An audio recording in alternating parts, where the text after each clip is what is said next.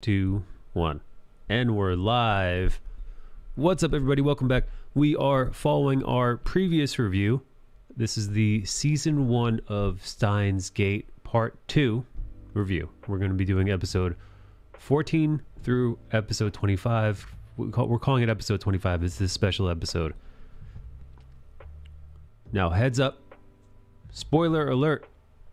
We will be spoiling. We're going to this is obvious. This is a recap, so we're going to be recapping everything.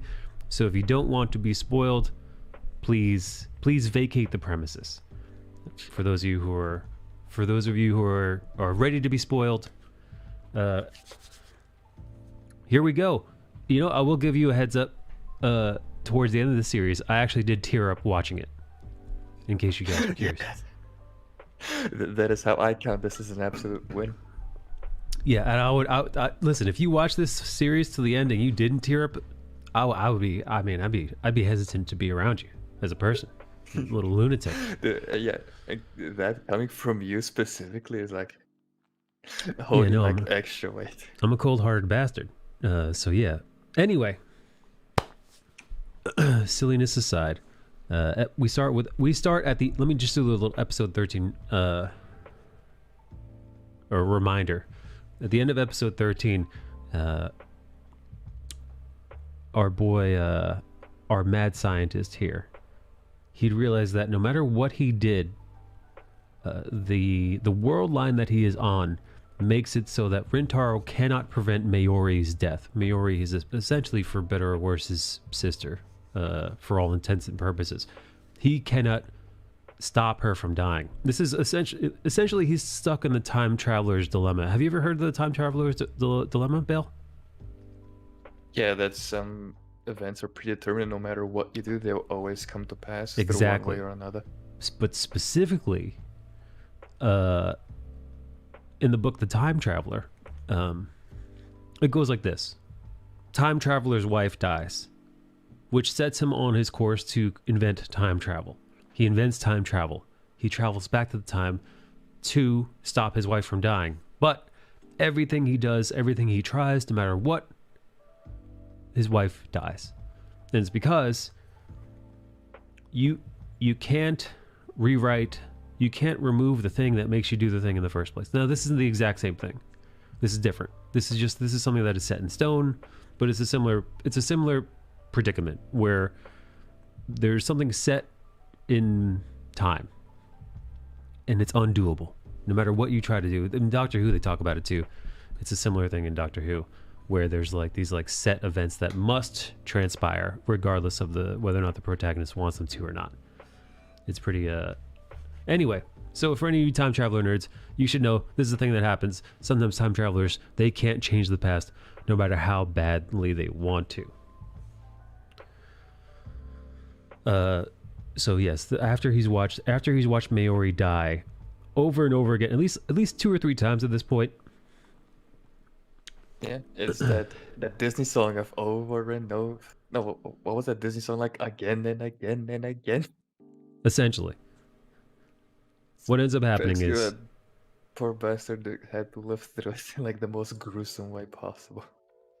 What this guy decides to do is, the people who end up murdering Mayuri, more often than not, the reason why she dies in the first place is due to CERN, and the woman who has betrayed his trust and their group, Moeka, or Big Titty Mo. Big Titty Mo is confronted by Rintaro. He wants answers for why she betrayed him, why she's killing Mayuri, the whole spiel. He puts a fake gun to her back, grabs her real gun, which shows his determination, which I appreciate. And she confesses. She gives it all up. Shockingly, she's either confident enough in CERN for one way or another.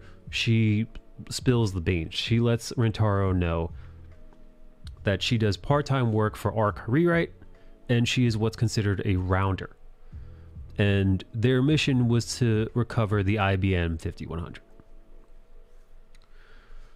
Also, he asked specifically why now they decided to kill Mayuri and take them hostage. And she says it's because he knows things that he shouldn't.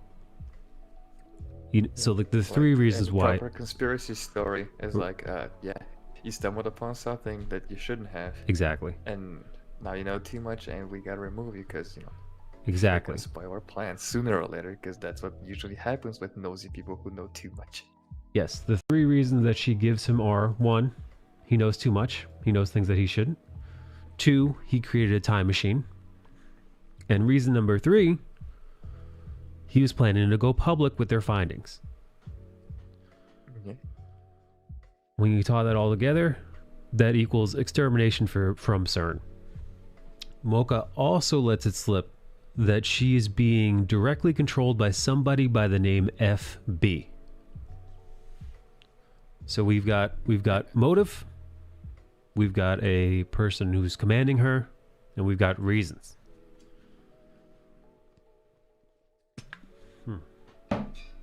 Yeah, I wouldn't have thought that Facebook was so powerful even back then. Zuckerberg has been pulling the strings on this world since day fucking one. Fast forward from this, we have the beautiful Christina. Christina and Rintaro have a heart to heart, and she wants to help him. He's at his wit's end. She knows something's wrong. He's been dealing with this by himself, and she's ready to help. So with a newfound respect and partnership and friendship with Kurisu and Rintaro, or Christina and Rintaro, she's going to help him out. Now what she does is up until this point, he has been using the time leap machine that she developed to go back hours prior. He's been giving himself about 5 hours, 4 hours? 5 or so hours. 5 or so hours to prevent Mayuri's death, and no matter what he does, he can't do it. So finally, at his wit's end, he approaches Christina and asks for help, or laments that he can't fix anything. She says, "All right, hang on. Screw this. We're going to push you back, and we're going to put you back even further than that, and go from there." And then there's a line. Somebody says, "I really want to smack her." And I forget. I didn't write down who said that. Okama says that. Why does he say that? And who does he say that about? Because sometimes she gets There it really is. annoying with how smart she is. There it is. I wrote that down. I really want to smack her. Because being a little baby genius kind of gives you a lot of arrogant points. That's right. And she just goes off on her own. She's so fucking smart. I just want to bitch slap. So after he gets pushed back an additional 5 hours, so now we're on the same day that Mayuri died, about 10 hours in the past. In between all of this, somebody takes notice, and that somebody is Suzuha. Suzuha, out of nowhere, spills the beans and kind of gives them a heads up. She gives them a whole ass rundown of what the fuck they've been up to. She breaks it down that they are in what's called the Alpha World Line Attractor Field. So of all the various world lines, she just describes it best. All the various world lines go to the same place. The Alpha World Line.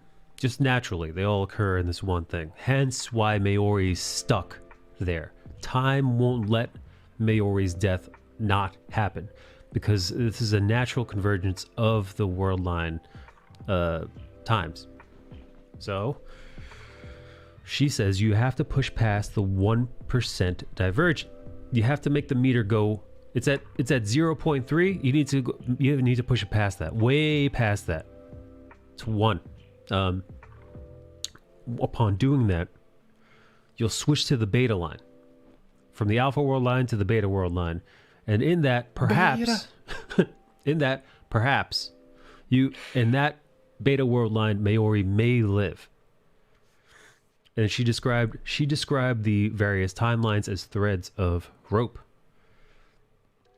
And then she lets a big one go that the satellite, quote unquote, that the satellite that crashed into the building in which the lecture was taking place, where we first met Rintaro and Christina and Mayuri, and the first time we went to the gachapon machine on the 7th floor, 5th floor, whatever. That building was crashed into by her time machine. It's not just a satellite. It's the way that Suzuhu got here. And then she lets it spill that she is in fact John Titor, the time traveler from 2036. Yeah, she's been acting like a Sasibaka O series long, and you have been saying, hey, this bitch either knows about time travel or is a time traveler. And then we should also know... You guessed it. Yeah, that's right. Bale and I guessed this before it happened. We knew that she'd... We're so smart. Well, no, they let us know. The only thing that took me by surprise was... The biggest thing that took me by surprise thus far was Big Titty Mo's treachery. I knew she was suspect and shady, but I didn't know she was that shady. Oh yeah, like Big Titty Mo walking up and literally shooting Mayuri repeatedly in front of Okuba's eyes. Yeah, but dressed as a leather dom was pretty hot though. I might draw that. I was actually thinking about drawing that, dude. She's got that, you know that sexy lady from G.I. Joe in the leather? She looks like a librarian. She's got glasses on. The Cobra girl? Yeah, the Cobra. Don't know her name. Yeah, Baroness, but the Baroness. Yeah, she's got Baroness vibes in that getup, dude, with the glasses, long hair, big tits, all black leather. Or she's missing her letter is for her letter to be like unzipped all the way down to her belly button. Exactly, but we could change that because we could use our art for evil. We can use our skills for downright evil purposes. I agree. This was a great episode, and also for those of you who are paying attention, you remember John Titor or John Titor. In the original world line that our mad scientist was, he had corresponded with John Titor in the year 2000. And then after his tinkering with the timeline and through D-mail, he had undone some stuff, and John Titor had then not appeared in 2000 at all, and had, as a matter of fact, only existed in 2010. So just keep that in mind, that these two are linked, and things that are being done are screwing up Suzuha's timeline now, which we can now piece together. Basically the thing that happens every time you time travel. You risk fucking up not even the things now and in the future, but things that happen way in the past. Yeah. So now we get the future breakdown of what the year 2036 is like for Suzuha. Old Susie Q there has been. It's post-apocalyptic. It's Hunger Games. It's all your shit, dude. It's exactly what you think a person fleeing via time travel from the future. It's exactly what you think it would be. It's here in her own words. It's an oppressive totalitarian society. It's dystopia. CERN has used time machines and time travel to take over the world and rule it with an iron fist. In the future, Crystal is leading CERN, which is why Suzuha can't stand her. Right, you mean Christina, not Krista. Yeah, sorry, Christina. Apologies. Krista, where the heck did Kurisu, aka Christina, is leading the head of CERN's research. Also, unfortunately, when Suzuho leaves 2036, both Christina and Rintaro are dead. So was her dad. And her dad, who she never met. In this timeline, she never met her daddy. She only has this wee little badge to go on, which was something that her dad owned before his passing. And that's the only clue that she has to his existence. And then she confesses. Because of this, her mission was to go back to the year 1975, and in 1975. She was to take or acquire, at some point, an IBM 5100 to undo the damage of CERN. However, because of her papa and her wanting to meet her father that she did not know, but she knew was tied into the resistance somehow, she stopped off in 2010. Now what happens is her pit stop in 2010 caused the breaking of her time machine. Yeah. Most She likely, used too much fuel. Rintaro suggests that something that may have broken her time machine was the very same night that he stops her from going back into the future. Hey, what's up, Strikeway? What's up, John Amore? How dare her papa? Thank you. So yes. So her time machine was damaged at some point in her 2010 stop. So at some point while she was meeting and hanging out with Rintaro and the gang, while she was searching for her papa, most likely during the thunderstorm that was happening the night that she was meant to leave, the night that Rintaro stopped her from leaving them, is most likely the night in which the time machine broke. So they hire old fat boy. Where's that fat motherfucker? Daru. There he is. Yeah, and during that whole, oh, I'm John Taylor and everything, Christina was finally outing herself, not as having one 4chan accounts, but two. Oh, And Kyon was like, well, since we're all unveiling our secret identities, I'm going to unveil mine. Oh, and Kyon was actually, and just cut him off. Yeah, we know that. yeah, right, yeah. We knew that from the fucking start, stupid. Exactly. So, in order to fix the ship, Daru requests a day-long date with Faris, to which our lovely mad scientist reluctantly agrees to, and the rest of them, as per Mayuri's wisdom, decide to search for the location of her dad. They try to search for clues. They start going around. They have this pin. This is their only little bit of clue evidence of her father, and they're going to go through the city and look for him. So it's a little bit of a side quest. They hop around town, looking under every nook and cranny for a pin, and they find a pin maker. Man, now I want to ask, what was your reaction to When he starts speaking jive? He starts. No, Okabe starts speaking English. He's like, I'm mad scientist, so cool, son of a bitch. To the black guy. See, now in the dub, he actually says, you know what? In the dub, he starts speaking Ebonics. He starts speaking like he's from the hood in the dub, and then in the words that he says to this dude is, he says, "Word to your mother," to this guy. You got fucking robbed. Which is so cringe, dude. It's so cringe and off-putting. It's like so like yeah. Anyway, you got robbed. You gotta listen it in the sub. He just goes. Does he actually speak English? He speaks in that Japanese English where you know it's not like you and I speak English, but you know with a heavy Japanese accent. He's like, "Yo, I'm a mad scientist, so cool, son of a bitch." Oh my god, awful. It's fucking hilarious. And the black dude's like, yeah, Japanese is funny. He's like, of course, it's fucking yeah. Yeah. What ends up happening is, as the rest are searching for this pin, this dude mentions that he has seen a person order a pin like this, yada yada yada. It's just kind of a little side quest here for the gang, and I believe it's in this point, it's in this episode. I think I may have scrolled past it accidentally. Yes.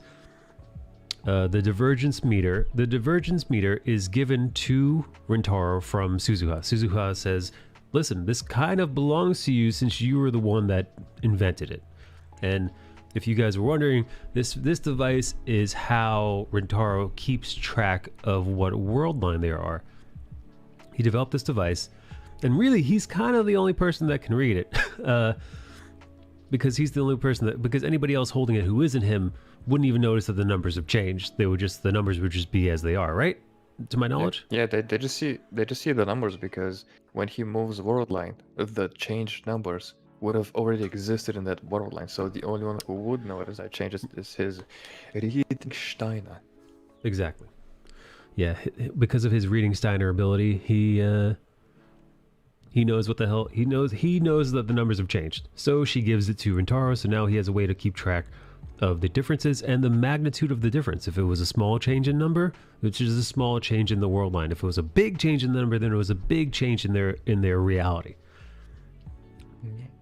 As he moves, and she also lets it slip that Rintaro is the founder of the resistance movement in which he's a part of, although he is now dead in 2036. Yeah, even though he is the good guy in that future, he is still the mad scientist who is on a quest to destroy the rolling world structure.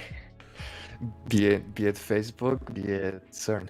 We also learned that at the very end he gets a phone call from the pin maker that he thinks he knows who that pin belongs to.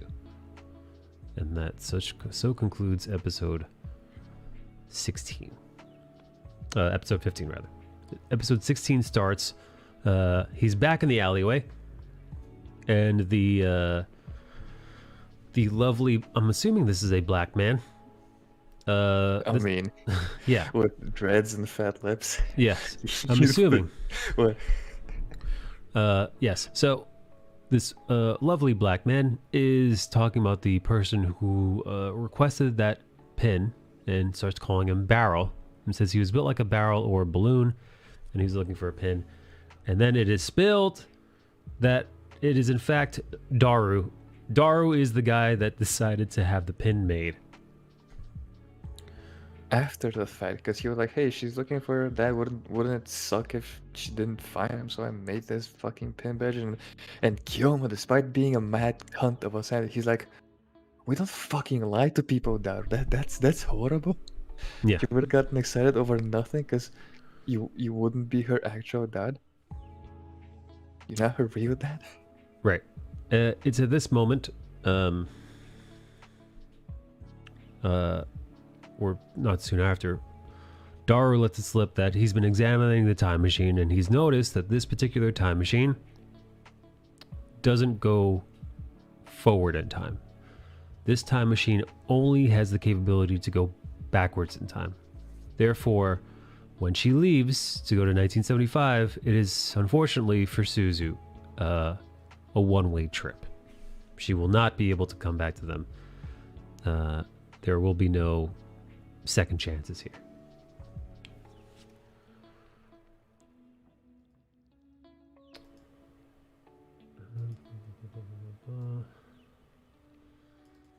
Oh, however, there is a silver lining in this, and the silver lining comes from an unlikely detective. Detective Mayuri notices Who would that have thunk that the little Miss Tuturu over here would have figured it out? she sorts out most in various different ways, but most specifically the naming convention of the ship is written in a very specific naming convention of things that doesn't make any sense. It's a random grouping of numbers. Second edition version 2.31, which is the calling card of none other than Daru.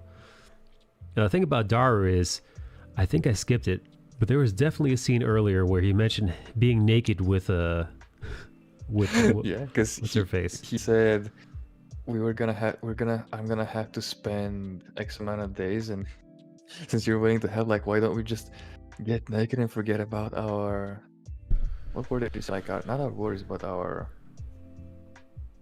embarrassment or something. Like let's just get comfy and get naked in the time machine.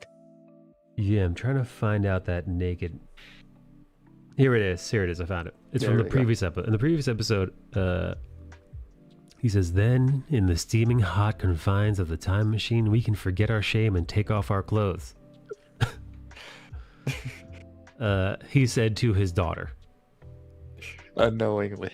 It's kind of a Luke and Leia scenario. At least he didn't kiss her on the mouth. That's, Oh Jesus Christ. Yes. So Mayuri cracks the code. She figures out that Daru is in fact Susie's papa, and at long last they're reunited. She meets her later, and it's been slightly foreshadowed during the series. There are like 2 frames, I think I captured it in the previous podcast, where they're put side to side so that you can see that there's a very striking similarity between them. Her not being a fat fuck, but the hair somewhat. It's also sorted out that the names of the pin are their initials, the initials of everybody who's part of the lab group.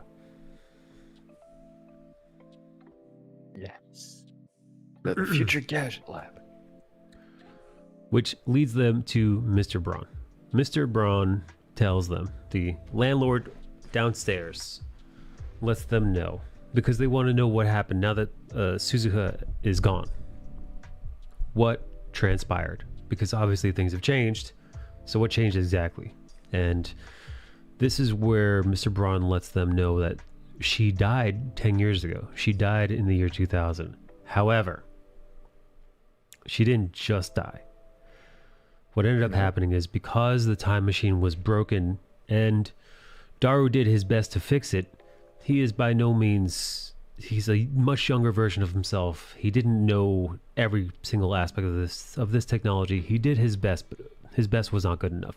Upon returning back to 1975, the time machine broke. The time machine broke and crashed hard. This left Suzuha injured. Her injuries, unfortunately, included amnesia. And for 24 years of her life, she did not know her mission. So from 1975 to 1999, she lived her life as a normal woman. And by the time she remembered in 1999, it was far too late to enact any kind of change whatsoever. Having failed her mission completely and utterly, having essentially wasted everybody, all the lives that had been put on the line for her mission, because of her selfishness in wanting to find her father in 2010, she had led to the downfall of the resistance, and therefore the downfall of humanity. And this burden proved to be far too much for middle-aged Suzuha, and she killed herself. She hung herself after a year of knowledge of what she had wrought. Her failures laid bare had forced her to take her own life. And Bale jerked off to this scene. No, I jerked off to Mayuri being killed. How dare you? So upon realizing this, he remembers he sent a D-mail to himself way back when. And this D-mail was for him to pursue her on the night that she was searching for her father, where she couldn't find him. That night was the night where her time machine was destroyed in the storm. So if he can just undo that D-mail, the time machine won't be broken.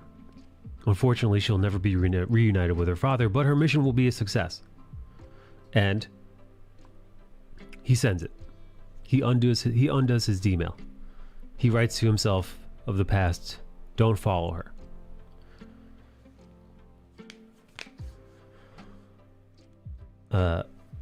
This rewrites the time.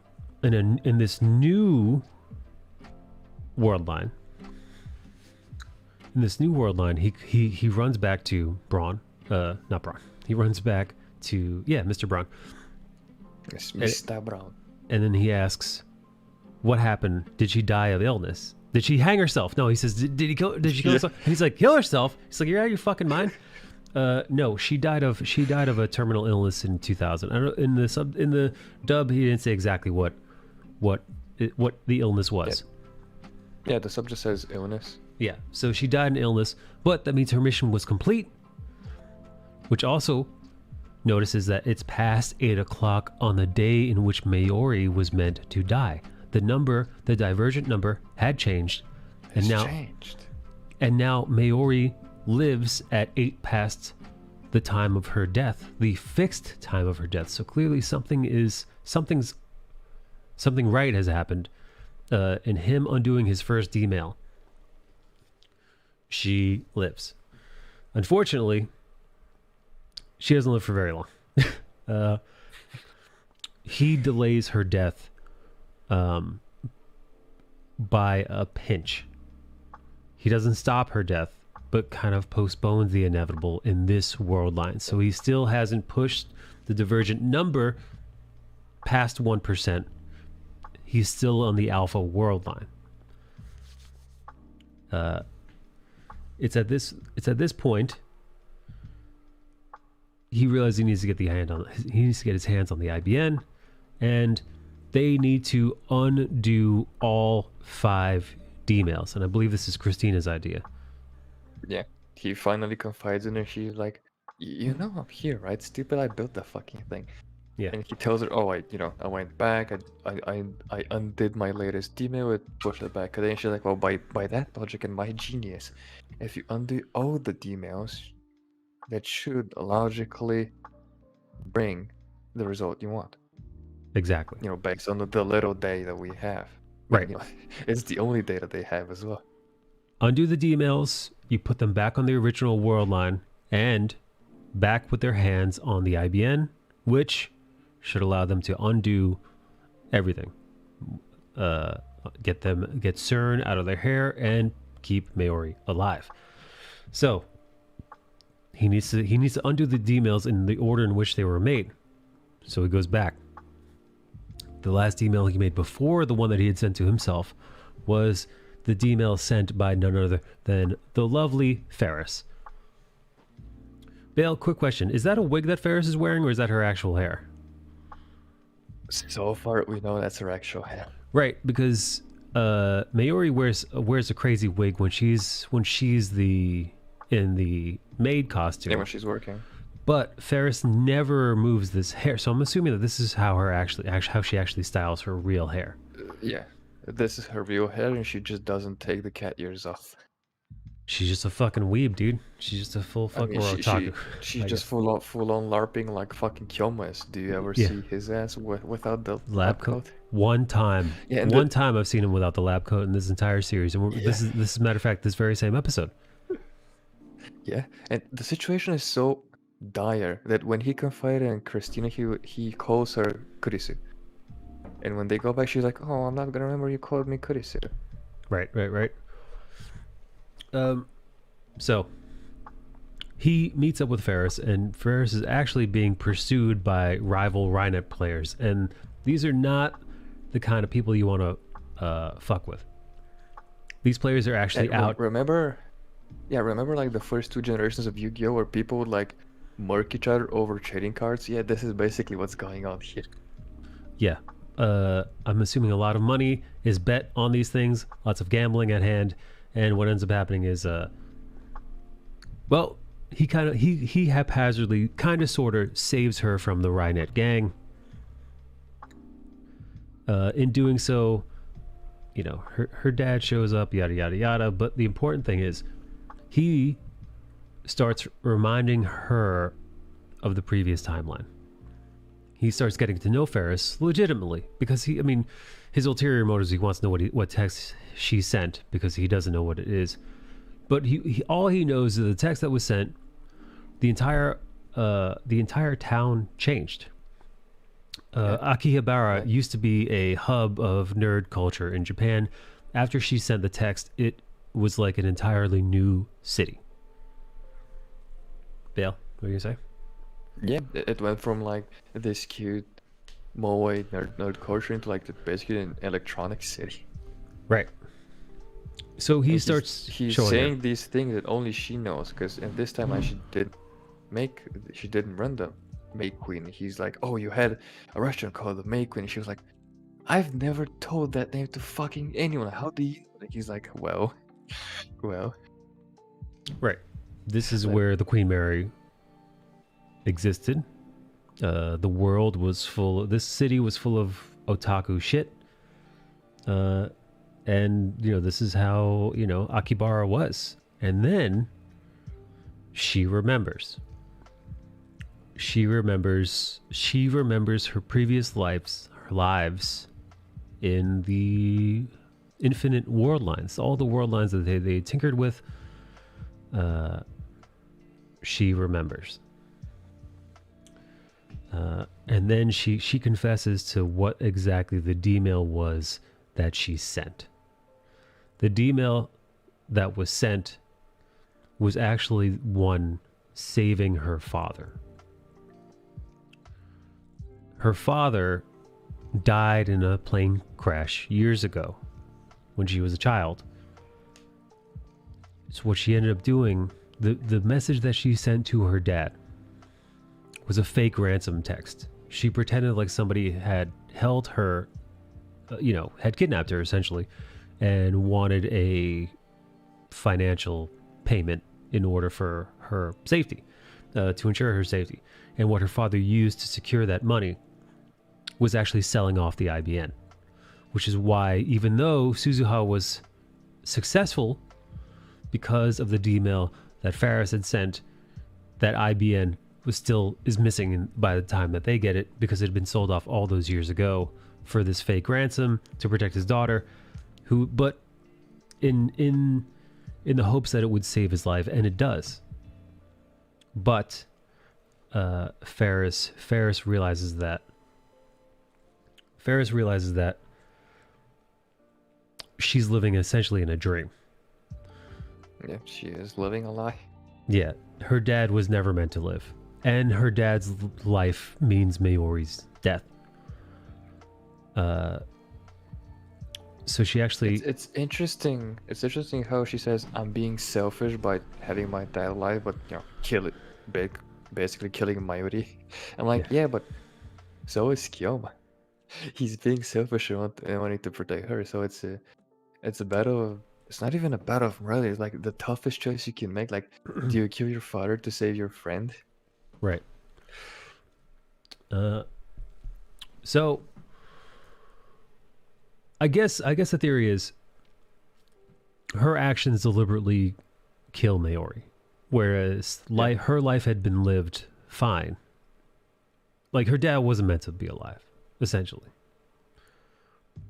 She took actions that, so like, she's the one that made a choice, and that choice leads to her friend's death.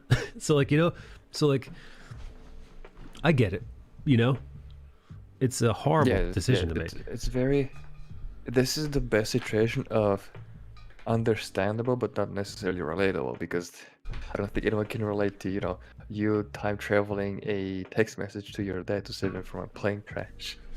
But understandable, it very much is. So we actually see a very tender moment where this is, like I said, this is the only instance I can remember seeing him without his lab coat on for a prolonged amount of time, and it's him being held by a crying Ferris, whose real name she even calls him her prince.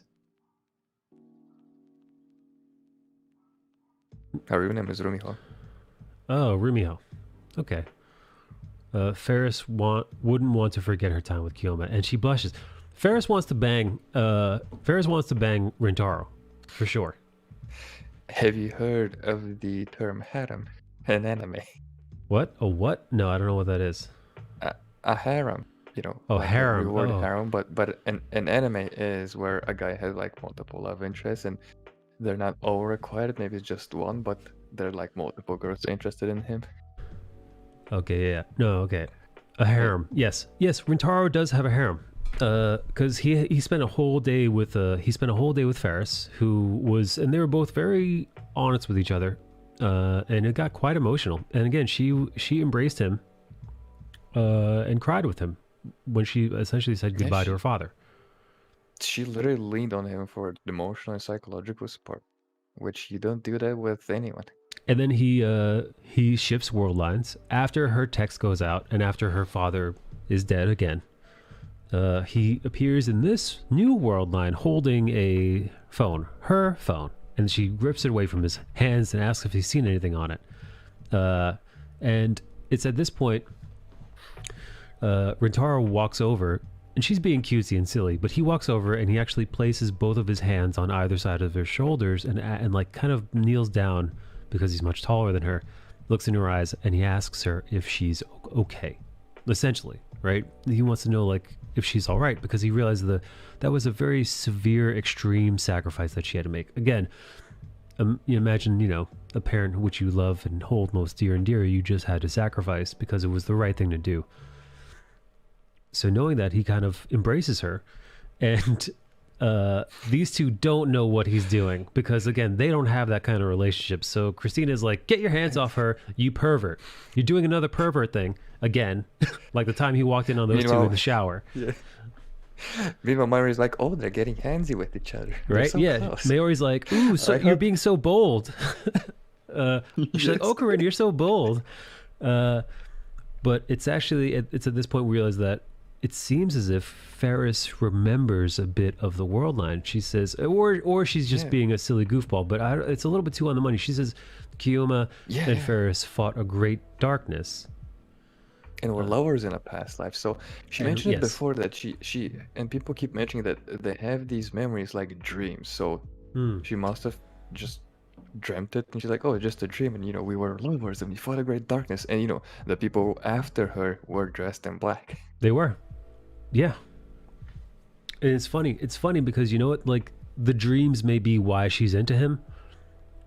So it's like it's this kind of like paradox, right?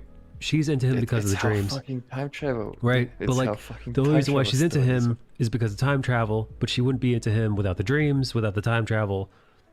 But it's because of that she's into him. Like it's so fucking sick. It's like circular, which is time travel nightmares. Which leads the us. second you drop even a smidgen of your plot with time travel stories, like everything can get fucked. And so far, I have not noticed. They do a pretty good job of it. They do a pretty good job of keeping a lid on the paradoxes. But listen, it's time travel. You're gonna do the best you can. Which leads us to the, I don't want to call it the, oh man, you're not allowed to say the T word that ends with Ranny, right? Anymore? Anyway. You're allowed, but you live in New York, so I guess. Well, all right, we won't say that word. But the femboy episode. Now. Yeah, just call him a trap. It's what he is. I don't know what the word trap means. Anime fandom. I like femboy. Femboy makes more sense. Or chick with a dick all right. also makes more sense to me. Anyway, we're at the chick with the dick episode. It's everybody's favorite Ruka. What's her name again? Ruka. What's Ruka short for? Rukaku Urashibara. Oh my god. Okay, Ruka it is. So for those of you who forgot, her actual name is Rukaku. So Ruka is what Mayuri calls her, and loving supporter, she wants to be a girl. And if you've noticed, Kiyoma always calls Rukaku. Okay. Because he's not about that life. He's like, hey, that's your name, but you can dress whatever the fuck you like. I don't care about that, but your name is your name. Yeah. Anyway, for those of you who forgot, Ruka was a dude. Ruka sent a wayward page into like the 90s to become a girl, and it worked. And Ruka actually was and is a girl in this world line. Now this did screw up the timeline, and it is a D-mail, and it does have to be undone. And unfortunately, Ruka, I'm assuming, is some kind of like, because Ruka so desperately wanted to be a woman and he had felt like he had been born into the wrong body. Essentially, that's a trans person. Like, that is a person suffering with that is body dysmorphia 101. Right. Yeah, body dysphoria, I believe. Dysmorphia is when a fat person sees themselves, and body dysmorphia is where like a person like bodybuilders have it, and like models have it. Sounds familiar. Gender dysphoria is the term for those who So okay, listen, easy to mistake, but essentially, yes, quite clearly, it's known Ruka suffers with this, and essentially she gave herself, she allowed herself to transition, and it worked. And now yet again, we're at this horrible dilemma where Rintaro, because the D-mails had made people's dreams come true, But again, at the cost of Mayuri's life, he now has to show up hat in hand, begging and pleading with these people to undo their dreams. They're, again, it's a horrible position to be in, but he has no choice. So he's back. He's reminding Ruka again, this is not the first time that they've had the conversation, that Ruka, in fact, used to be Rukako and a dude. And she is crying again. She's crying again, and the girls are pissed. The girls are pissed because they're like, why do you keep calling her a dude? You keep making her fucking cry. Every time you call her a dude, she's upset. What the hell is wrong with you? And it's essentially, they figure out that the reason why she's crying, and rather than just being like, all right, he's being an asshole, is because she's in love with Rintaro. Much like Ferris, Ruka wants Rintaro to be her boyfriend for a day, and that's the trade-off. Undo the page, and I'll be your boyfriend for a day. So this is a very cutesy episode. Cutesy. I was in pain for the entire date part. Fucking Daru with his legendary advice though. Dude, my favorite. The guy's line. he's literally playing an erotic visual novel game on his computer while he's talking about in the dub. As Daru is giving Rintaro dating advice, Daru is giving Rintaro dating advice, and he's like, you should do this, you should do this. Rintaro says, that's a hentai strategy game guide, jackass, is exactly what he yells at Daru. I mean, he during his brings advice up with the fucking guide itself in the previous screenshot. He's like, well, you can learn everything from this book here. Yes, we also realize that Christina is a virgin, and she shouldn't be giving anyone advice either. Wait, you didn't like this episode?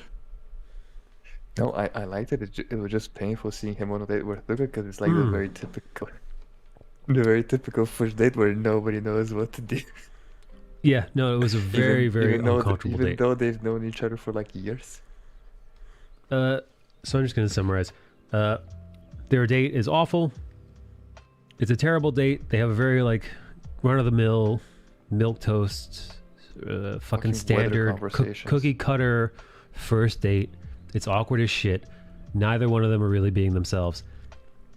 But at the very end, Rintaro remembers that he's like, hang on, the reason why this date sucked is because I was pretending to be somebody that I wasn't.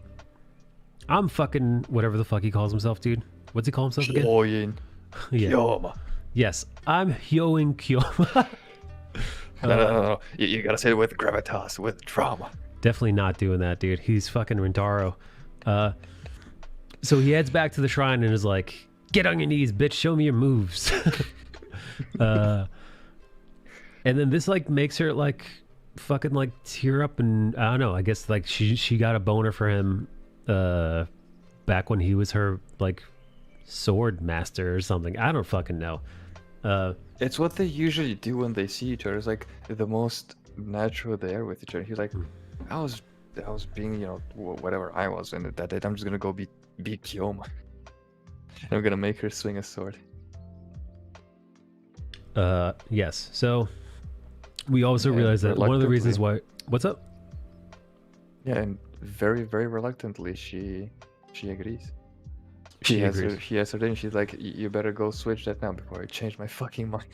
She gives her pager number over to Rintaro, but not before she confesses that one of the reasons why she wanted to be a girl, besides feeling like she was meant to be born a girl, was that her being a guy again would make their courtship and dating impossible. Which is because you have to hide it. Yeah, because which she's is even the worst. There's difference between getting shot down and you having to fucking hide it all the time. Yeah, and in the end, she is a dude again.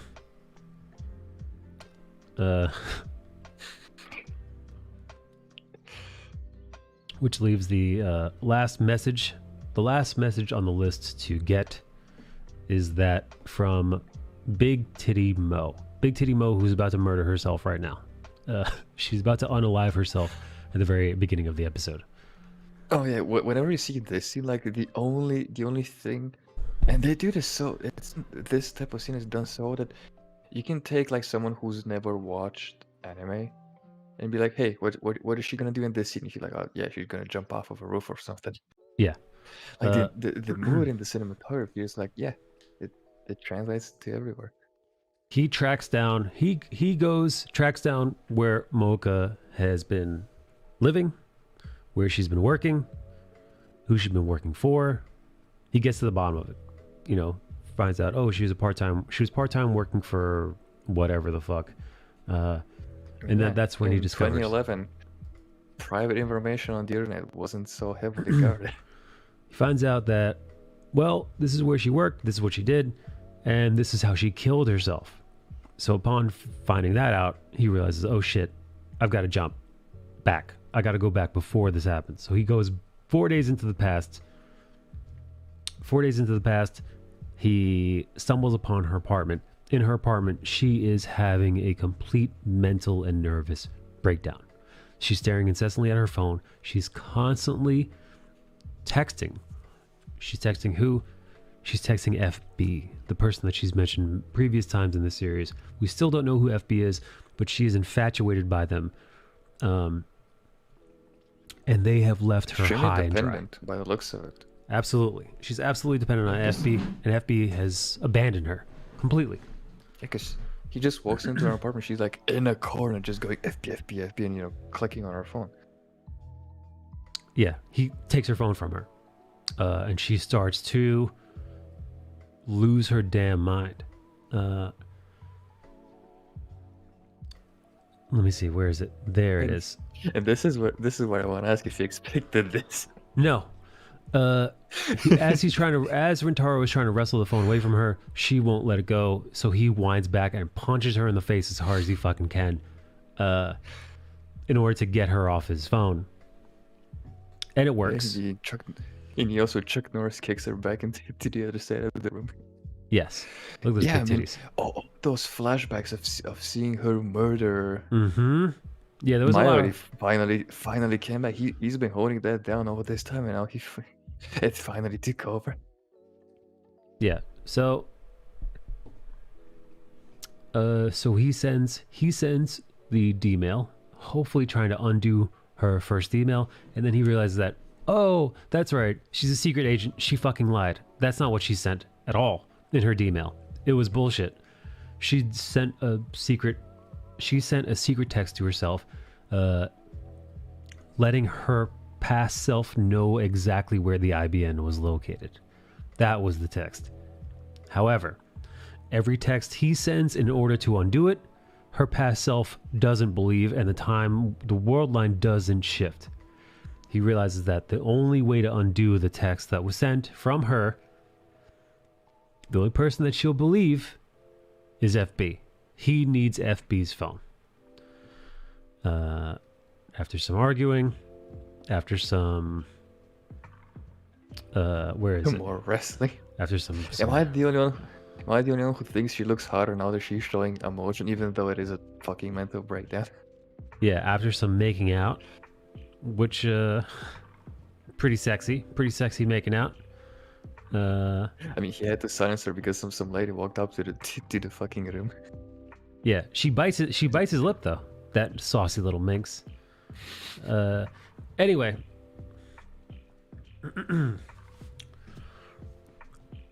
Mo feels betrayed by FB completely abandoning her. So at the end, she eventually gives up. She gives up the goods. She tells him exactly where to find the IBN 5100. Yeah, and Kyoman basically lays her future in front of her. Like he gives her like the intervention, like, you've been used, you've been abandoned, you will fucking kill yourself in 4 days in this fucking room. Believe you me. And she just finally gives. So now these two now find themselves on a stakeout waiting for FB to show up, because she, lo and behold, has never met FB. This entire time, this very motherly voice who's nurtured and cared for and looked out for Mocha doesn't have a face, and she feels she deserves to know who this person is. So they track this person down, and it leads them, lo and behold, to none other than the landlord, Mr. Braun himself. Mr. Braun, who eventually would set the package off to the airport and on its merry way. They of course go to confront Mr. Braun about his dealings with CERN and the IBM 5100. And then he realizes that, oh, this fucking big titty bitch, she spilled the beans. She's a secret agent. He's a secret agent. They're both working for CERN, and she's a shitty secret agent because now they know who he is. So lo and behold, FB stands for Ferdinand Braun. There you go. So FB, upon learning that she had spilled the goods, he discovers why. He lets her know in a very callous way that he was just using her because she was so lonely and sad and pathetic that she made the perfect a perfect secret agent that could be easily manipulated because nobody gives a shit about her. So she's hired to do a job, and then she's cut loose, and eventually she'll kill herself because who gives a fuck what happens to her anyway, which is exactly what happens. And exactly what he says. And then he proceeds to blow her fucking brains out. Not before he turns around and blows his own fucking brains out. Which is a great... The second him blowing his brains out was like the big shocker for me. Like, oh yeah, she's gonna die. Timeline hasn't shifted. He pops one in her, and I'm like, okay, that makes sense. But then he turns around like, to the shock of everyone in the theater, just blows his own brains out. Like, hey, yeah. Well, it's like there's no escape. They're gonna go after. There's no fucking escape. If I run, they're gonna find me. On the run with my daughter, and I don't want that life for her. So it's basically she doesn't know, and I just off myself. Yeah, I don't give a fuck about any of that. Anyway, he blows his brains out, which is fortunate because then nobody's guarding his phone. So the beautiful Ocarine picks up his phone. He's got FB's phone. He sends an email back to Mocha's phone telling her to not pursue the IBN.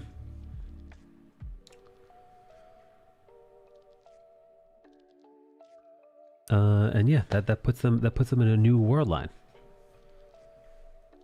which is finally where they want to be at. They now have the IBN. The IBN is hooked up to their Wayback Machine, and Daru is in CERN, and he is ready. He's ready to undo. He's ready to delete their CERN knowledge, which, upon doing that, will send them back to their original world line, which is where he's been looking to go back to. This should be the thing that puts him back on the beta line. So Daru is moments away from pressing the button, putting them back on track for what they were supposed to do. And then it's at this point he realizes, unfortunately, he comes to the realization that this world line, the original world line, is the one in which Christine is brutally murdered in the radio building. The very first episode. I don't know how she said it in the dub, but in the sub she doesn't even say it in like a serious manner. She's like, "Oh, that's the one where I get stabbed, right?" Funny thing, was it? Yeah, she said it in a very casual manner. I'm like, you don't say that in a casual manner, you crazy bitch. And then it just hits Rintaro like a fucking ton of bricks and shit. Yeah, it's at this moment he stops Daru. He tells Daru, don't delete the CERN files on us. Leave them. He doesn't. Now he stops him and doesn't tell anyone why.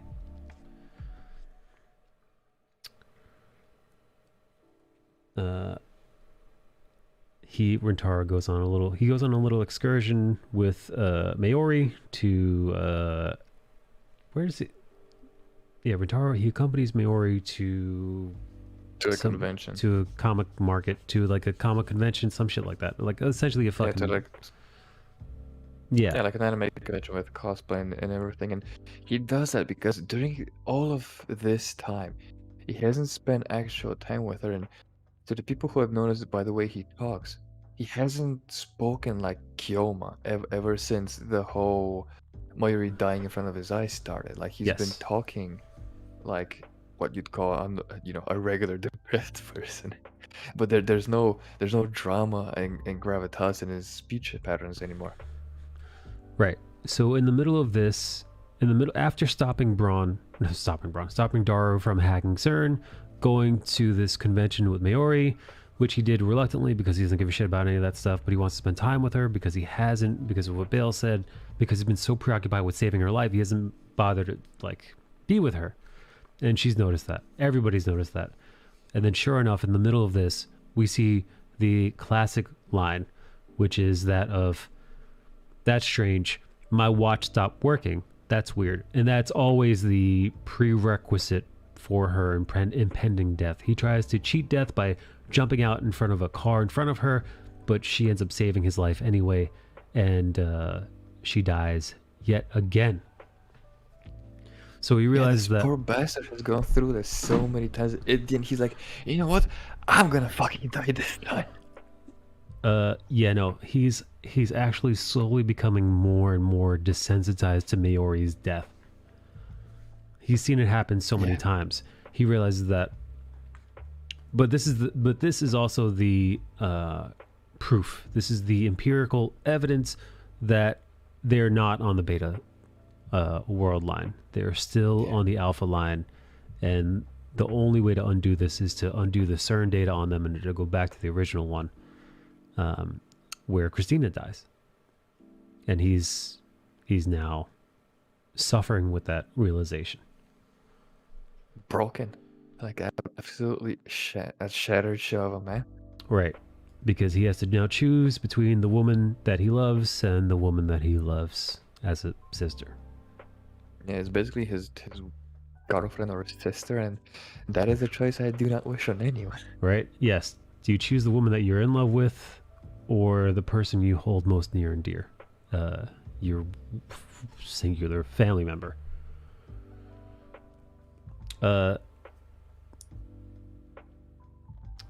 He confesses to Christina what's going on. He lets her know. He lets her know that he saw her. He saw her dying. Yeah, he was like, I can't do this no more. In that world line, I saw face down in a pool of blood, Christina, and I'm at my wit's end. I'm out of options. I got nothing. We also find out that Mayuri has had dreams of her own death, and that much like the other characters that we've met, she has these whispers, these echoes, these shadows of the past that visit her in her dreams, where she sees her own death happen again and again and again, and she sees the lovely Okurin save her. But she sees how sad he is.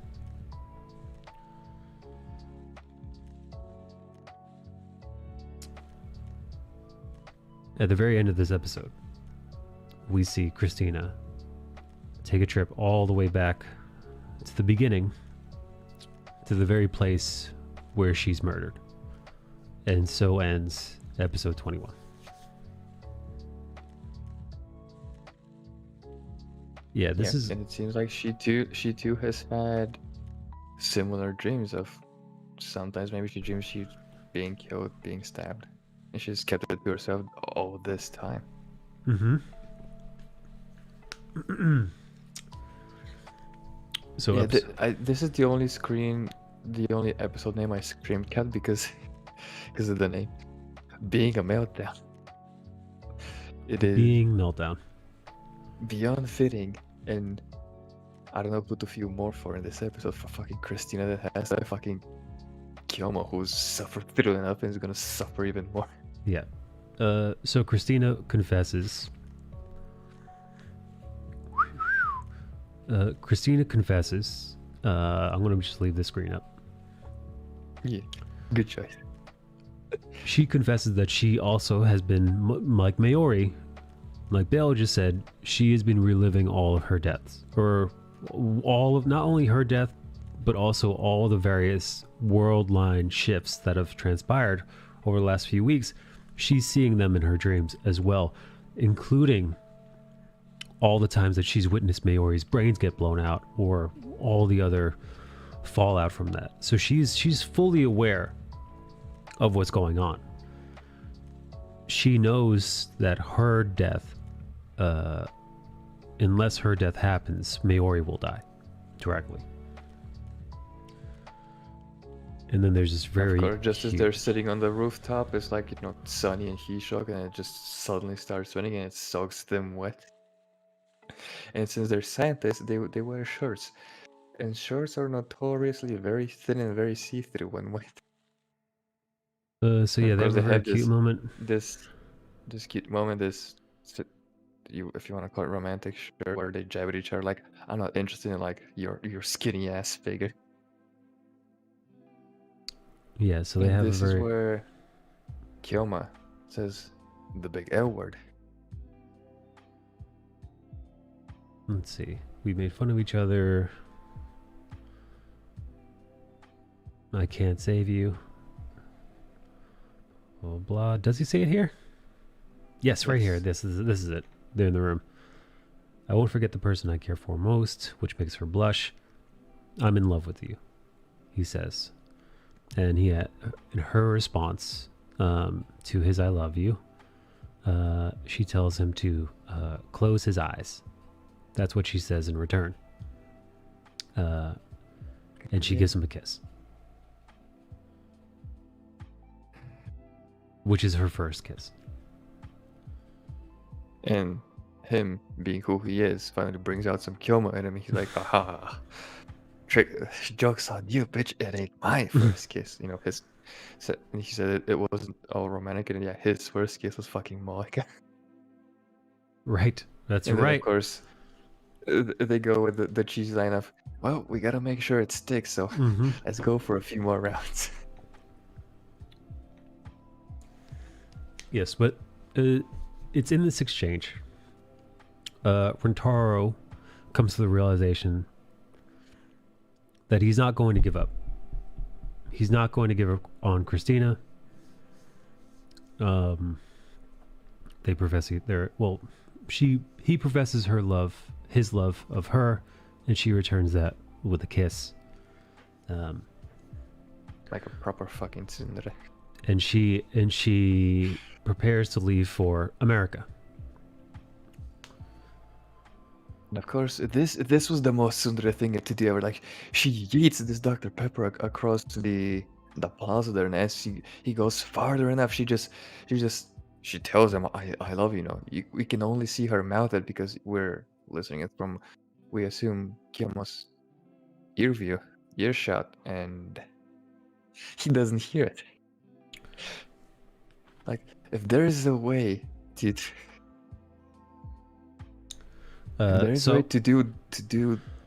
do poorly someone, that is.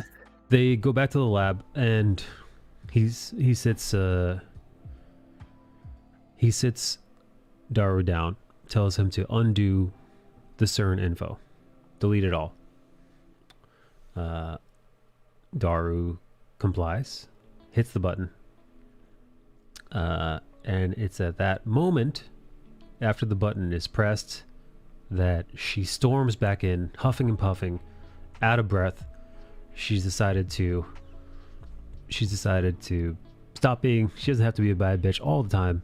she can let Rintaro know that she's also in love with him. She wanted to make sure that he heard it, and she wanted to say it back to him before time was up. But it's that exact moment where she's about to confess her love for him that he switches world lines.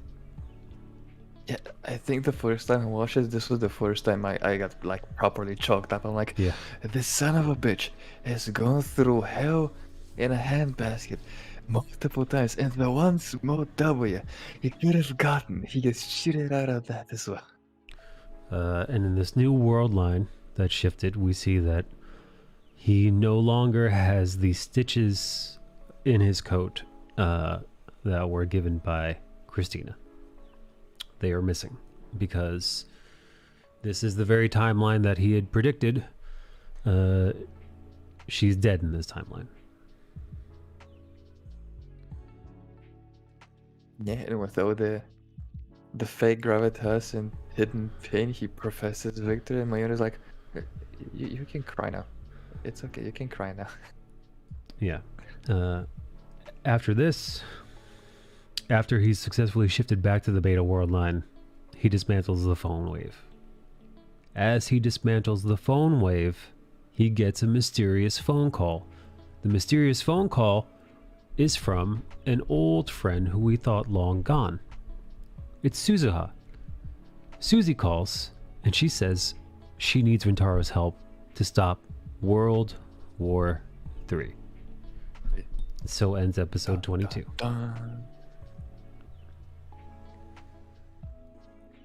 Which brings us right into episode 23. Suzuha breaks down what's happened. She also calls him Uncle. Yeah, and for people who are sentient, they can see that her design is different now. Yes. If before she was like, guerrilla warfare, like in her own shoes and her own clothing, she's like in a proper resistance getup now. Yes. Like gloves. She had her before. But she has the uniform. She has the pockets. She has the pouches. Right. You can't be tactical if you don't have pouches. So, she comes from a different timeline, the beta world line future, which is different from the alpha world line future, which they'd already been accustomed to. And this version of Suzuha states that their changes still create a conflict, but instead of CERN being in charge of everything, what ends up happening in this timeline is World War III. There is we'll get to exactly what happens, but the events that transpire in this city, in this time frame, lead up to pretty substantial, horrific events in the future.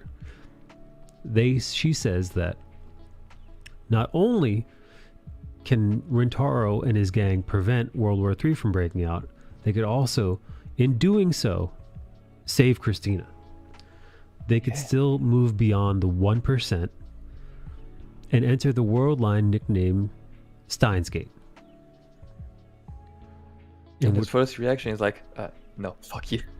He's been through fucking enough. But then, in comes Mayuri, and she's like, hey, if this Christina is important to you, you should fucking do it. Just do it. Rintaro decides to go into the past. He goes into the past in order to save the world and save Christina. In sheer time travel histories, Suzuha does go back in 2000, right? It's the original timeline he's from, where he had corresponded with John Titor way back when, yada yada yada, books written. He knows exactly where to go, and that is to wait for Christina to be murdered in the lecture building, in the radio building to which the time travel lectures are happening. So he follows her and then sees that she does confront someone. The murderer is somewhere, and what does he see? He sees that Christina bumps into her father. Her father was the lecturer that he was mocking during the time traveling little convention.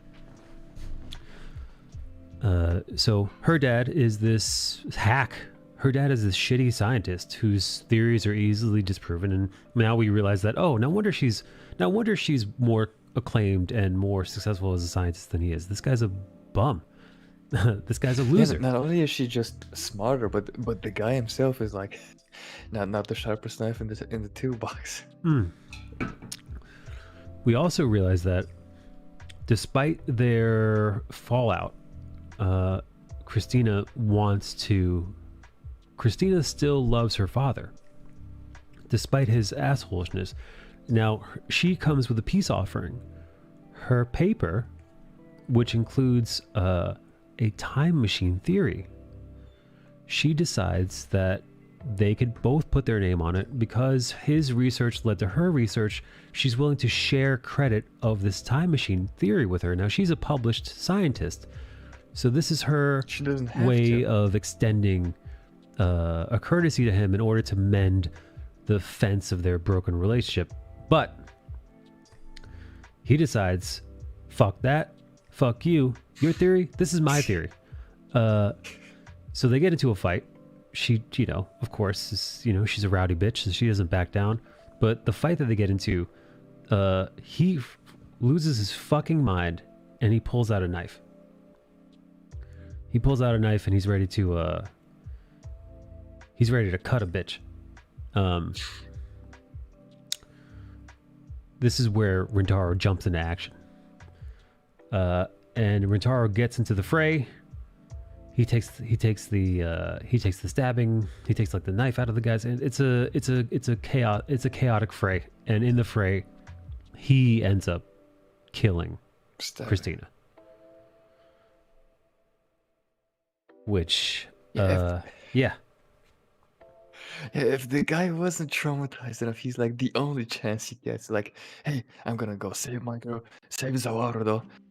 And it ends up that the guy who killed her in episode 1 was his old damn self. What ends up happening because of this timeline? He escapes. He escapes with her theory. He escapes to Russia with the paper that she had written on time travel, and as well as because Christina had found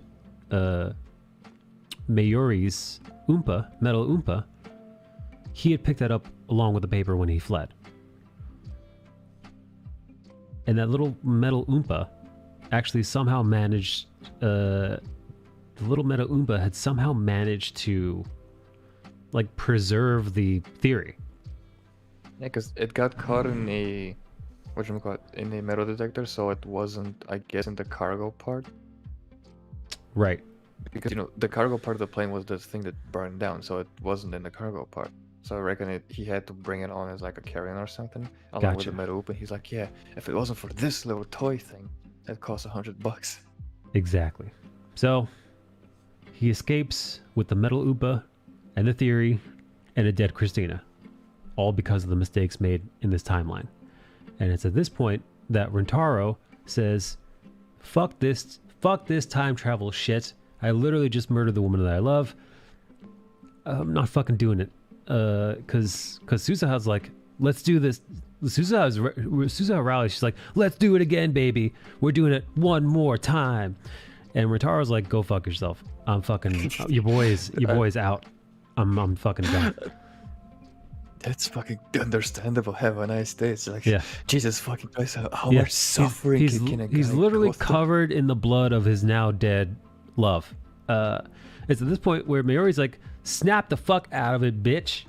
Again, dude. Goonies like, never say die. The most unexpected things come from this little Tuturu demon. Mayuri slaps the shit out of this motherfucker, reminding him that, hey, Hoyin, whatever the fuck his bullshit name is, never gives up. Hoyin, yo, man. Yes. Old HK. Old HK never gives up, baby. HQ.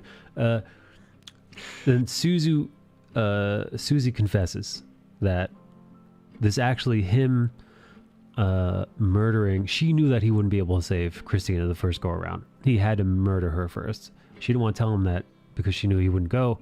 So he lied to her. And then she confesses that this was all part of the plan. The first go around, he had to murder her in order for this message to be read. And this message described is essentially it's like Project Slug or something, Project Skurg. Yeah, it's something Nordic. Yeah, essentially, his future self is telling him that there is a way to save her. You can do it. I've concocted a plan, and if you follow my plan to a T, you will prevent World War III, you'll prevent her death, and you'll reach STEINS GATE, the world line in which everything is a-okay. And upon hearing this, Operation Scold, and then he says the famous words, Elsai Kangaroo, and then Okurin Rintaro realizes that he's in his 30s now. He's still fucking absurd. He's still talking like a lunatic. And he's fucking in.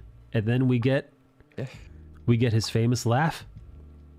And he's back, baby. And he's back. Our old lunatic, covered in his lover's blood, is back in black. Play maniacally, dude. Yeah, play the AC/DC song. The near elation I had when I first watched this, when I saw that Kyoma being back and being, his old self, was like, fucking finally, fucking set your girl free.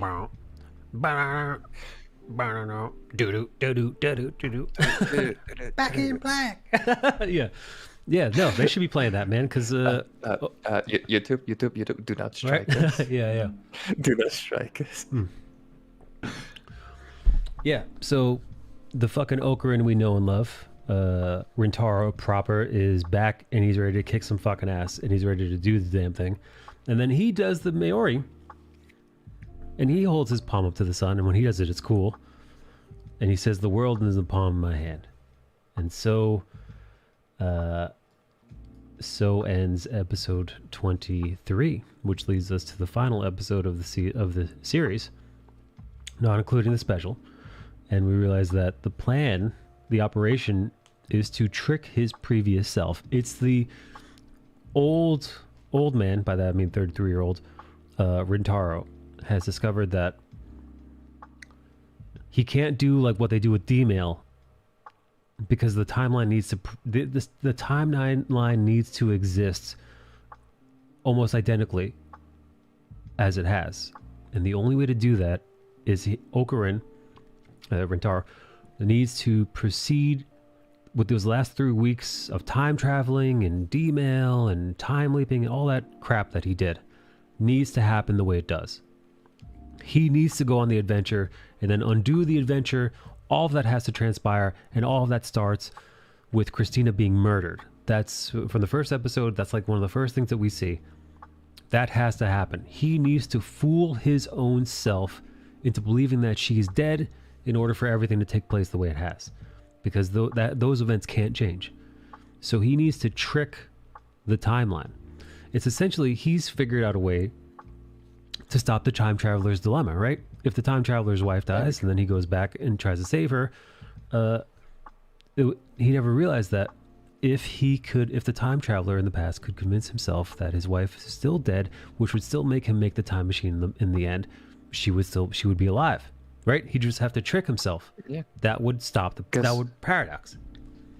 Yeah, because what he saw in episode 1, the very beginning, is a face down Christina in a pool of blood. That's right. He didn't check her himself to be like, "Hey, are you okay?" And yada yada. He just called for help. That's right. So if he just sees that exact same scene without her being dead, that would be enough. Then we win. That would be enough for everything to work out just fine.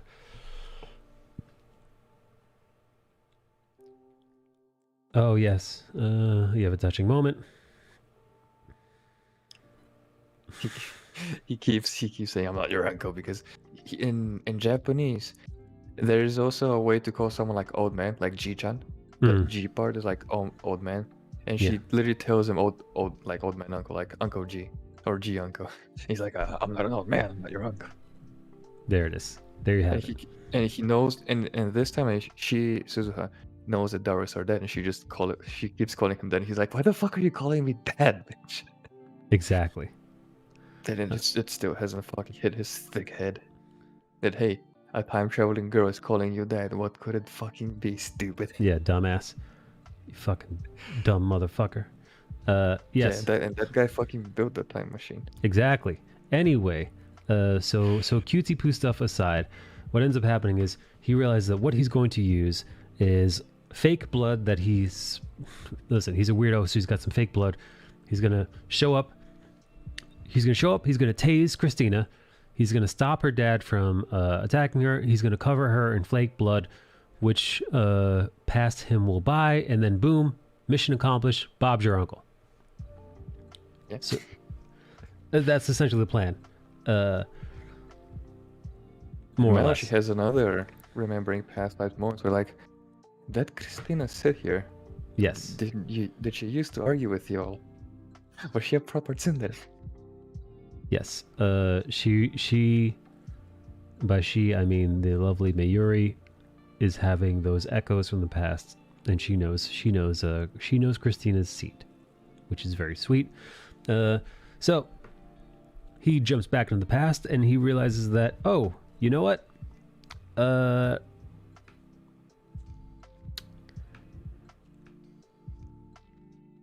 I got to get the metal Upa, because he realizes that the metal Upa was incredibly important to the plan, which he attains. So he gets the metal Upa before Mayuri can in the past. So the Upa that she gets is a shitty little plastic one, which, if all goes to plan, means that the time travel papers will burn up should things go cross fingers, like, you know, as they should.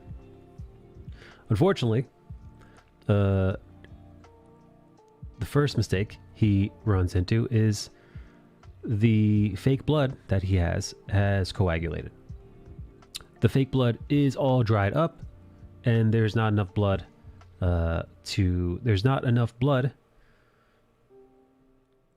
to, like, what's the word I'm looking for? Like, actively for it to work. For it to be believable. There you go. Thank you. Yeah, because he's still in a pool of blood. Like, imagine if he had like a couple of drips and he'd be like, oh, this bitch probably just fell down and broke her nose or something. Let me help her out. Yes. So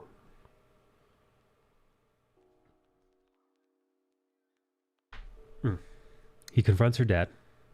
In the mess, and what he ends up doing is he comes up with a theory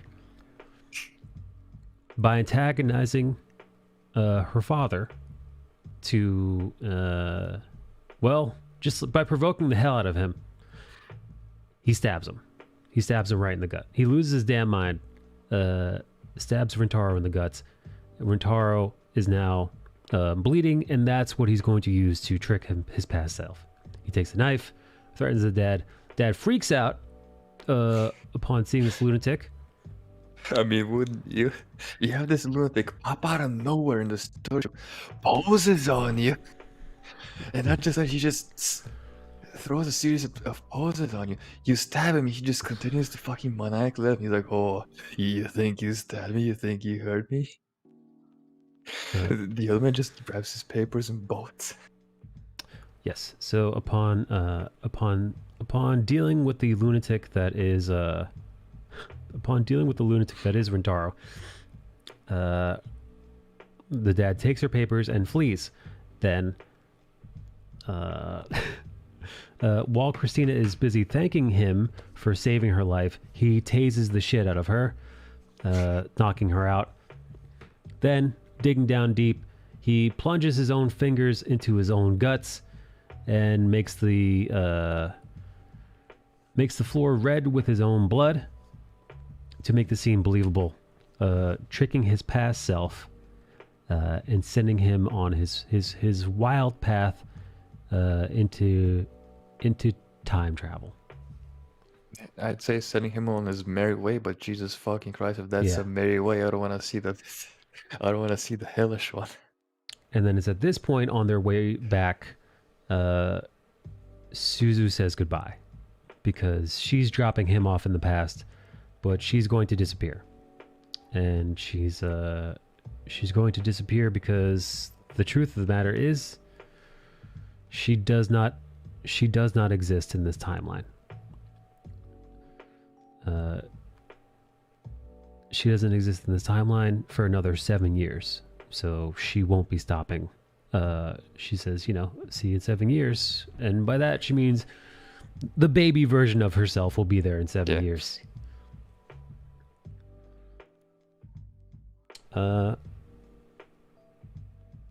We cut to him being discharged and disappearing from the hospital, just walking around. We see that the events that happened with the dad did transpire according to plan. Like the papers burned out, the Russian government was like, "What do you mean time travel? This is all hocus pocus. This is all Doctor Who bullshit." And that guy's just talking smack. Right. And while Mayuri is just chasing after him, she keeps going to like lab member after lab member, failing to find him. But she does find that he has left a very peculiar badge with each and every person she visits. And Yes. that badge is the Future Gadgets members badge. And since this is the STEINS GATE timeline, the part-time worker at the TV store is Big Titty Mobax, which surprisingly enough, I reckon he has forgiven in his heart now because, this is a different Mocha. It's not the one that murders Mayuri. There you go. It's a non-murderous Big Titty Mo. Still fucking weird and prefers to text instead of just speak when you're right in front of her. As he's walking around, he realizes that the woman that passes him on the street is none other than his love, the beautiful Christina, who exclaims, "I finally found you." She'd been looking for him. And then he has one of his fucking weird moments where he picks up his phone and pretends that he's talking to nobody. He then proceeds to call her Christina and mention that she's his assistant. For the first time, however, the first time in this world line, however, she reacts as she had in the past many, many, many times before. "I told you I'm not Christina and I'm not your assistant," she says, as if she had said it many times before. But I'm assuming almost surprising herself, realizing that she's remembering things from previous world lines. Yeah, because afterwards she was like, "Wait, why the fuck did I said that?" And he's like, "Good fucking morning, sweet cheeks." Right. And then he gives her her badge, and thus ends the series. Yeah, dude. When I watched this the first time, when she goes like, "I'm not Christina, I'm not your fucking assistant," I think I almost screamed. Yeah, crazy, right? Elation. Yeah, no. Because you're like, fucking yes. Yeah, she remembers. Fucking won. Our boy won. And then this leads us to a little special episode, which is pretty much the prologue of the series, which I'm throwing in here because it's pretty dope. It's pretty awesome. Here we go. We have a little flashback. Here we go. This is kind of like the gang goes on vacation. The gang visits America. The gang goes to the States to watch Ferris play in a Rhinenet tournament. So they're having a big Rhinenet tournament in Nevada, Las Vegas, some fucking place.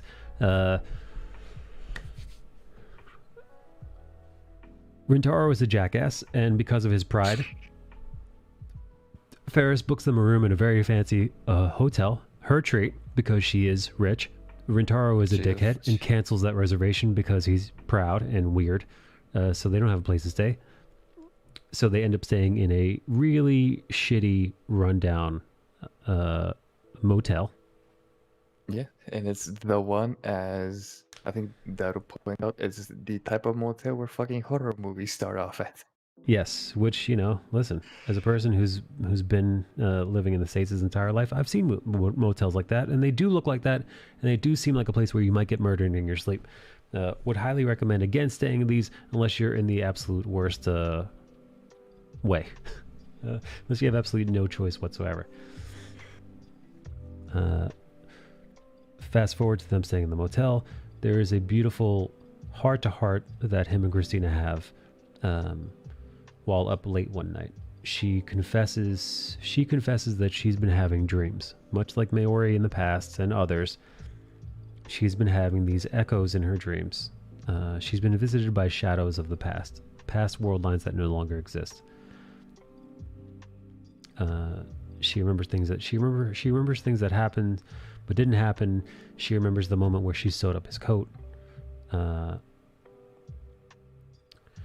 And she's about to mention their first kiss, but then things get sassy and weird because of course they do. Yeah, because it's fucking killing. He's like, oh, what dream? Like, what do you mean? And of course, her also being a bitch, sorry, tsundere, she just acts out in violent ways. The next day, as Rintaro was carrying on, he spots a woman that looks identical to Suzuha. So this identical Suzuha clone that he spots, he decides to pursue. He somehow the guy that was selling the pin badges is also in Vegas and gives him a ride. This is the STEINS GATE, baby, like in the proper world line. But that guy never went to Japan, probably. Oh yeah, you're right. Who knows what happened to that guy? Anyway, he goes to pursue the Suzuha lookalike in order to, figure out her deal. And it turns out that this is Suzuha's mom. Like, this is the lady that Daru is going to bang, and in 7 years going to birth Suzy Q herself. Which also leaves him stranded, penniless, with an uncharged phone in the middle of the desert by himself. He decides to walk back. On his walk back, he's approached by a car, and he is saved by the lovely Christina, who had been looking for him. And then, lo and behold, those two end up stranded because she forgot to put gas in the car. So they are stranded, but they are stranded together. She confesses to him that she's been having more dreams, and then he tells her in another world line, "I told you that I loved you." And then which he says, of course brings out that coveted tsundere blush, and he's like, "Yeah, those dreams are you. I told you I loved you, and no, I still love you. I do love you at this timeline too." Yes, I loved you then, and I still love you now. Which, yes, makes her blush. You must have spent a lot of time with me in the other world lines. It's hard to take all this in. Which is fair, because when you think about it from her standpoint, yeah, she doesn't know this motherfucker. They met in like a day. Yeah. But she had these memories of like the collective time of probably a few months, because it's 3 weeks, but with all the time travel shenanigans and bullshit, it's probably like a couple of months, maybe 3. You're right. She doesn't remember the way he does. He has all these memories, but she just has like these. She has these. Like I said, man, I call them echoes because they're her memories, but they're really not. A proper term. So yeah, she's confused as hell, and it's a lot. It's a lot to fucking take in, as you can imagine. It's probably overwhelming. I mean, she says as much. It's hard to take all of this in. He says to her, "I'll always love you. I'll say it one more time. I love you." And then he wants to know how she feels about him, which is fair. Although, to be honest, I think a little bit on the spot. Like, I understand why he wants. I understand why he wants an answer, but Jesus, let a girl fucking let it sink in a little bit. Yeah. If you're not a lunatic, you don't spring that question. But since this is Hoyin Kyoma, Yeah, since he's a madman. he is a lunatic, and he's like, "Hey, I loved you then. I love you now. How about you?" Yeah. And mirroring the previous world line, her response is identical to the first time he told her he loved her. And that response is by giving him a little kiss in the same manner. Essentially meaning that she, although she doesn't know him, she knows enough about him that she loves him. Which is cute and adorable and heartwarming, and that's how the series truly ends with the prologue. With an ultimate win, because Jesus fucking Christ, was this an emotional torture of a series? Yeah, no, it was great. I loved it. I thought it was excellent. Now, you mentioned that this had you tearing up at one point. It did. So far, you haven't mentioned at what point you teared up.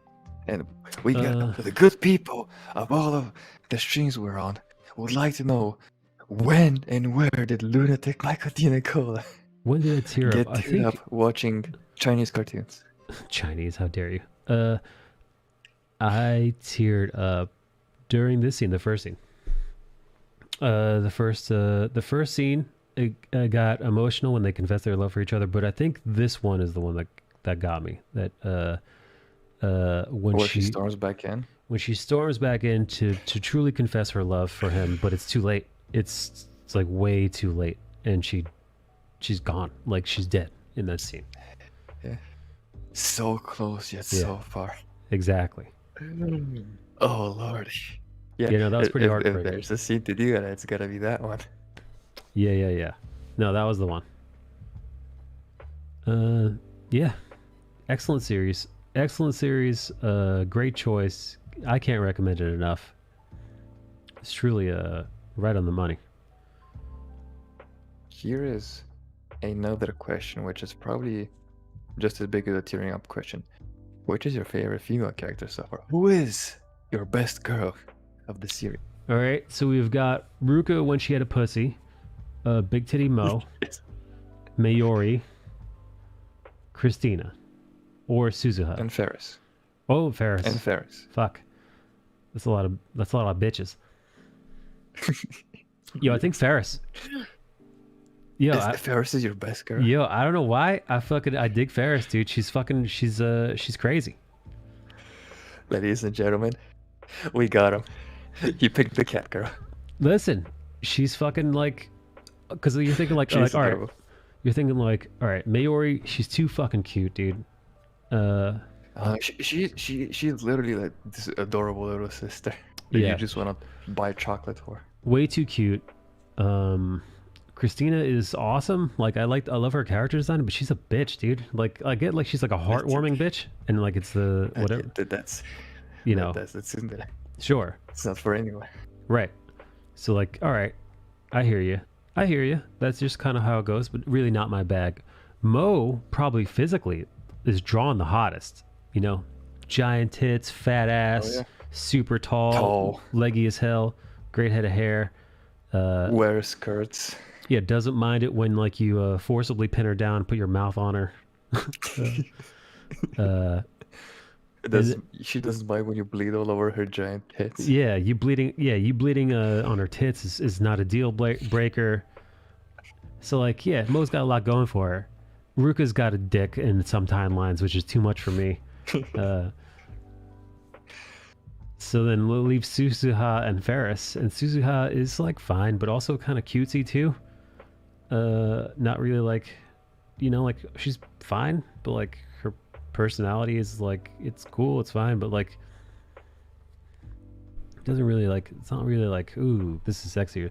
Ferris, I don't know why. Ferris is like, yo, I could fucking hang out with that fucking gamer girl nerd. She probably doesn't bathe as much as she should. You know, fucking. I mean, she is a girl, and she also runs a maid restaurant. And if you don't smell like fucking love and affection in those restaurants, you don't get clientele. There you go. I mean, you'll get sweaty clientele, but you yourself gotta attract said sweaty clientele. Sure.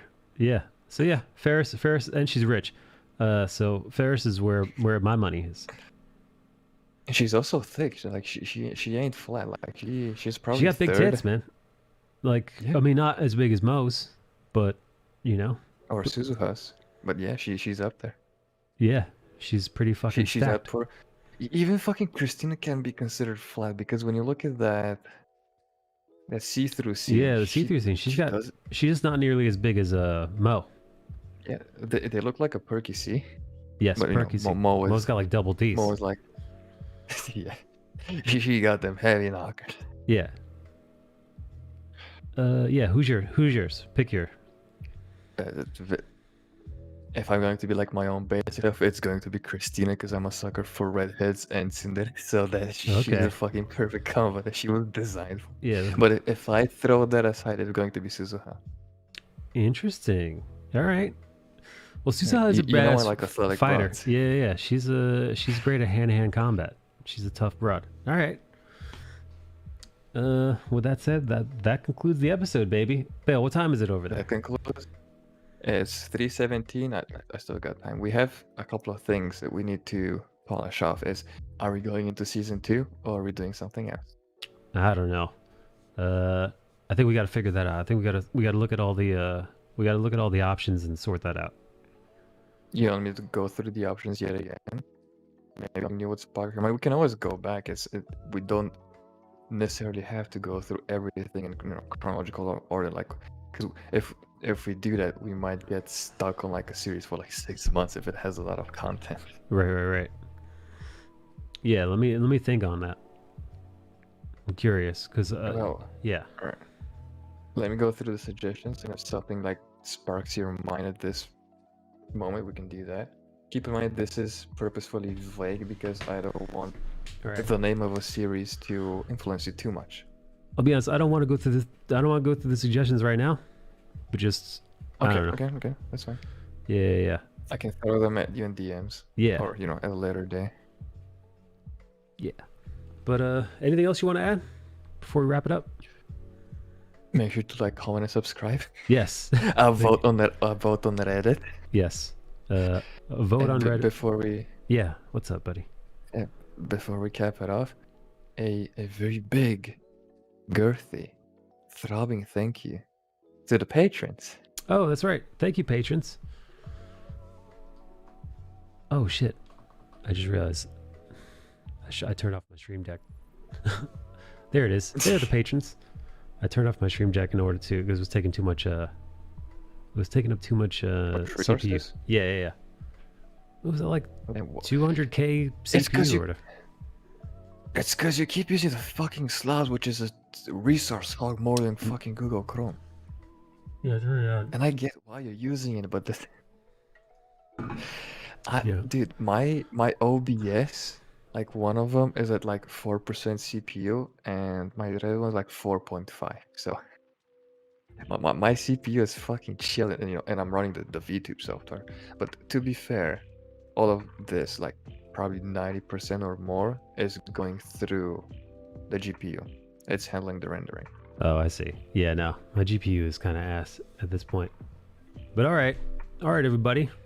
We'll see you guys next week. Look into the Discord to see what we decide to do. I want to throw Fooly Cooley into the mix.